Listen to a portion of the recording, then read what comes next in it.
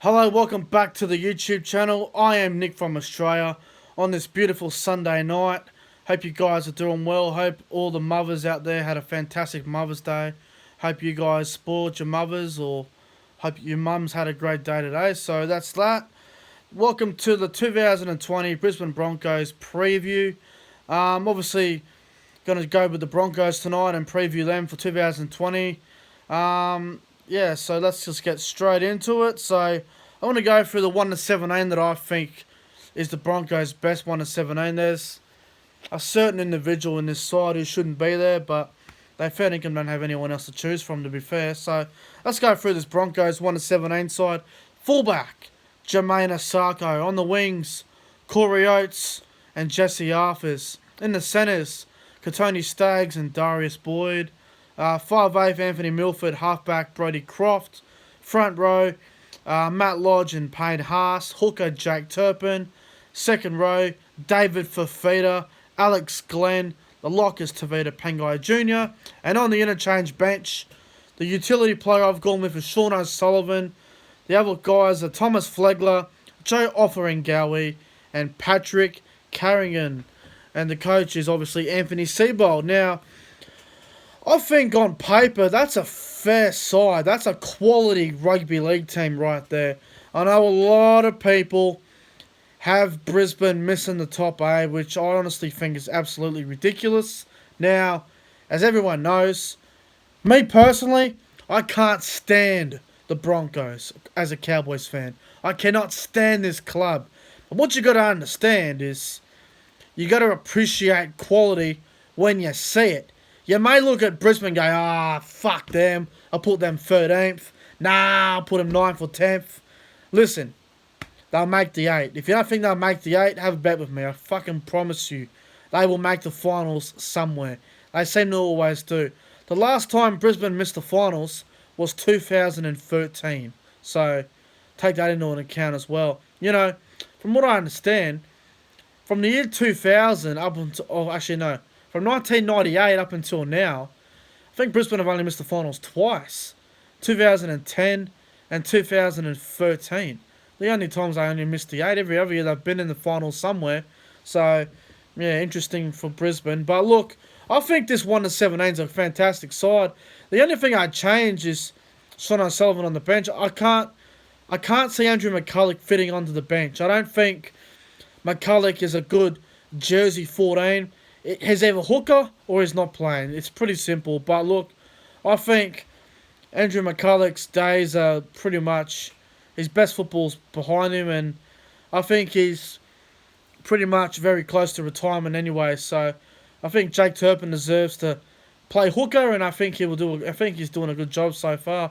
So I think go with the young blood and go with the young Jake Turpin. Also, I don't know about Darius Boyd in the centres. I really don't know.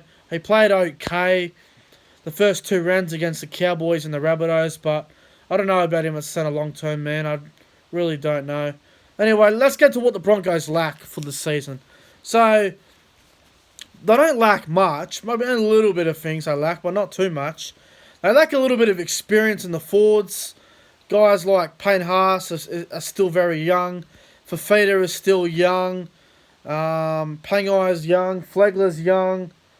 Carrigan's young. They got a lot of young players still, Brisbane. But look, and Turpin and Katoni Staggs. They got a lot of Arthurs, you know. They got a lot of young players that are under the age of 25, which can be a good thing, but it also can be a bad thing. So, you know, they got some experience there in Alex Glenn, Corey Oates, Milford, obviously Darius. But look, personally, I think the young players do lack a bit of experience. Like, I wonder how this Brisbane side will go up against a team like Melbourne in the finals, a team like the Roosters or the Raiders. I wonder how Brisbane would go against those sort of sides. They got a lot of experience in those big games. Like Canberra got a lot of experience now after that last year's finals campaign run they did. Sydney have been there the last 3 years or so. Melbourne are always there. I just question though, like, can Brisbane compete with these sides in the big games? I don't think regular season's going to be an issue for them. I wonder how they'll go in finals. However they go, I wonder how they'll go against those big sides. But that'll be interesting to find out. I also don't know if Jesse Arthurs is a winger or not, because I'm pretty confident his best position's fullback. But I don't know if he's a long-term winger, or he's just going to play there until they can find some more outside backs. Same with Darius, he shouldn't be in the centres. I think they've got the back line right. Asako at fullback, which I think is a good thing. Oates is good, Staggs is amazing. Boyd and Arthurs I question. Arthurs is alright, but Boyd's he's the weak link there. Also, Anthony Milford, Anthony Milford lacks good defence. Milford's defence is absolutely horrendous. Every time the Broncos play a match, you'll see the attacking side go straight at Milford. So the right side of attack of whoever plays Brisbane goes straight at Milford, because Milford defends on the left, and the right side attack of the opposition goes straight at Milford every time, and he seems to struggle a fair bit there in defence. I remember at the start of last year when Milford and the Broncos were playing and they were struggling a little bit, every time someone would play Brisbane, I'd have like $5-10 on the back rower or the centre to score, because I know they'll run over Milford or the half, whichever one I decide to go with. Someone was going to score on that side against Milford because his defence is very questionable. I don't know if Anthony Milford is going to get this team to a grand final. I know Brodie Croft can do a good job, but he's only young as well. I think I'll talk about Croft in the Broncos game part, but I don't know if Milford can lead this team to a premiership. I really don't know. I think Milford may be getting a little bit stale at Brisbane. Maybe it's time for something else. Maybe pull the trigger, release Anthony Milford at the end of the season and go for someone with a lot of experience. Maybe someone like James Maloney, who went over to the Super League, played for Catalans, but because of this terrible virus that's happened, maybe Maloney doesn't want to stay over there. Maybe he wants to come back. Brisbane could be the perfect fit for him and Croft. And then Milford could piss off to the Tigers or something. But I don't know. I personally believe that Milford's at Brisbane's he's very stale. He's gotten stale there. He tried to play fullback late last year. Did all right, but clearly didn't have the fitness and all that to be a good fullback like the guys like Tedesco and Trebojevic and Tuivasa-Sheck and all these guys. But I think Milford's probably a bit stale at Brisbane and maybe needs to move on. I think they're lacking, like I said, maybe a guy like Maloney would be a good fit. And if they can get rid of Darius Boyd and sign someone like Dane Gagai, who is from Queensland and wouldn't be a bad fit back up there too. I think Dane Gagai would be a good fit at Brisbane if he wanted to go back to Queensland. There's been talks of him and Souths maybe not getting in anymore. Souths obviously with their backline, this situation with Latrell, Johnson, Graham, Roberts, Corey Allen, a lot of players there who are trying to fit in. Even Bryson Goodwin. Maybe Gagai's the odd one out. Maybe Gagai could leave and go back to Brisbane, which I think would be a perfect fit. But that's just my opinion, and I just think Boyd's fucked.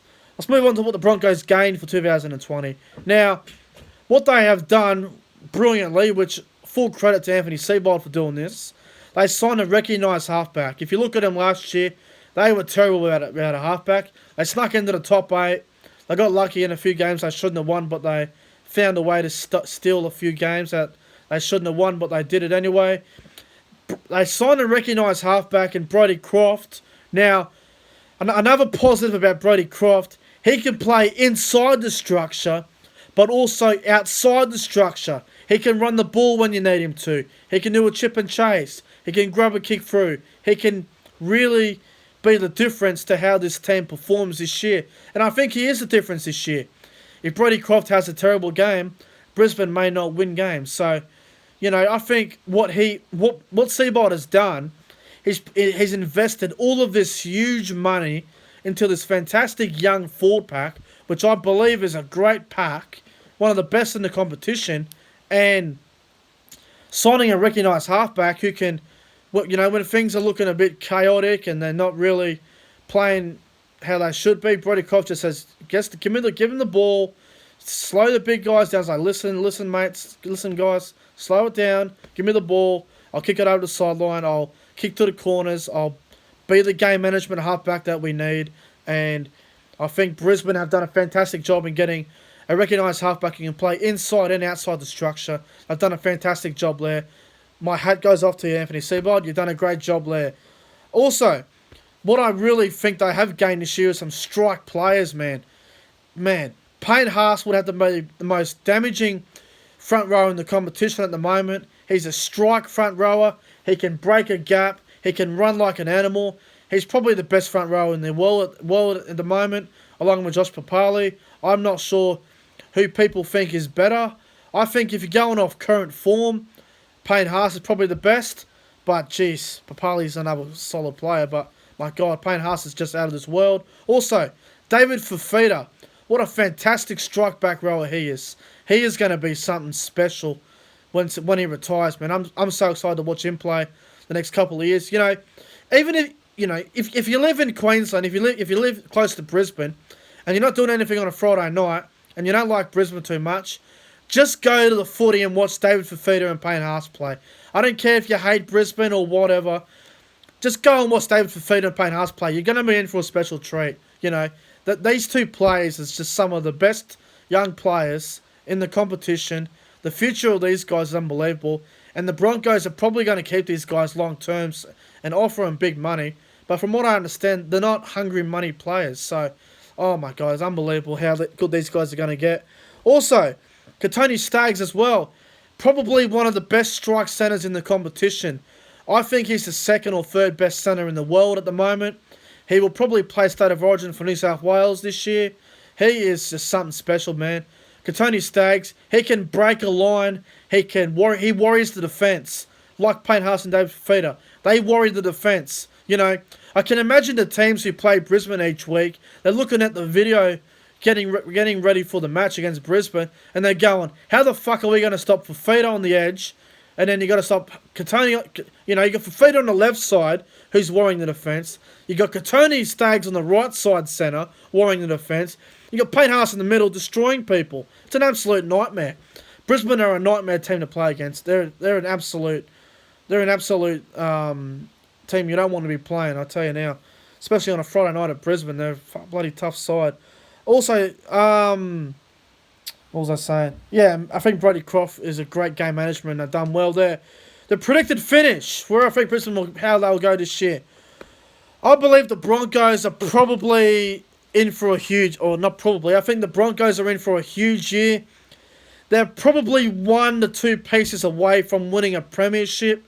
If they had someone like Maloney or another outside back like Gagai, some more experience, my God, I'd think they'd be a chance. Overall, I think the Broncos are going to finish in 5th position in 2020. I think they're going to be a dark horse this year. I think they are the dark horse team, to be fair. I think Brisbane, the 2020 dark horse team, they probably give a headache to most of the top sides. You know, you got your Roosters and your Storms. Broncos are probably the biggest headache to those sides, to be honest. I think the Brisbane Broncos are the dark horse this year. They are a contender. I think they are a contender. I don't care if you hate this club, but I can't stand them. But I think they are a contender. I've got all the pieces to do some good things. They're probably just missing one or two away from that premiership. But yeah, they're going to be hard to beat this year, the Broncos. And yeah, good luck to the Broncos for 2020. Anyway, guys, I'm going to get out of here. Hope you guys enjoyed the 2020 preview of the Brisbane Broncos. Make sure you guys go ahead and like, comment, and subscribe. Share the video. Hope you guys are enjoying it. Thanks for watching. Tomorrow night will be the Newcastle... Oh, hang on. No, tomorrow night I will be doing... I'll do the Warriors tomorrow night. The New Zealand Warriors tomorrow night. Anyway, guys, I'm going to get out of here. This has been Nick from Australia. That's been the Brisbane Broncos 2020 preview. I'm getting out of here. Oh, it's freezing cold tonight. Anyway, guys, thank you guys for watching. I'll see you guys in the next one. And, yeah, fuck Darius Boyd and fuck Anthony Milford. Catch you later, guys.